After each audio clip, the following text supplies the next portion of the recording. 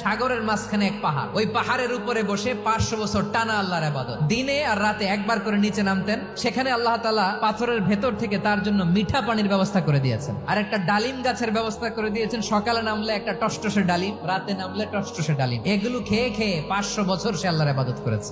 আল্লাহর দরবারে কিয়ামতের কঠিন ময়দানে যখন লোকটা হাজির হয়ে যাবে, আল্লাহ বলবেন 500 বছর ইবাদত করছে তো আমার দয়ায় আমার বান্দারে জান্নাত দাও। এই বান্দা বলে বালবি আমালি, আল্লাহ তোমার দয়া লাগবে কেন? আমি আমার আমল দিয়ে জান্নাতে যেতে চাই। আল্লাহ বলবেন তাই, ঠিক আছে, তোমার 500 বছরের ইবাদত এক পাল্লায় রাখো। আর আল্লাহ বললেন আমি যে দয়া করে সৌন্দর্য দেখার জন্য তোমারে 2টা চোখ দিয়েছিলাম, 2টা নয়, একটা চোখ আরেক পাল্লায় রাখো। রাখা হবে, দেখা যাবে ওই 500 বছরের ইবাদত হালকা হয়েছে, আর মুহূর্তের মধ্যে আল্লাহর দেয়া একটা চোখের নেয়ামত ভারী হয়ে গিয়েছে। ফলাফল দেখো, হিসাব বলে তুমি এখন জাহান্নামে যাবা, যাও এবার জাহান্নামে যাও। এবার লোকটা কাচুমাচু করে বলে আল্লাহ এবার আমি বুঝতে পেরেছি তোমার দয়া ছাড়া দুনিয়ায় কেউ জান্নাতে যেতে পারবে না।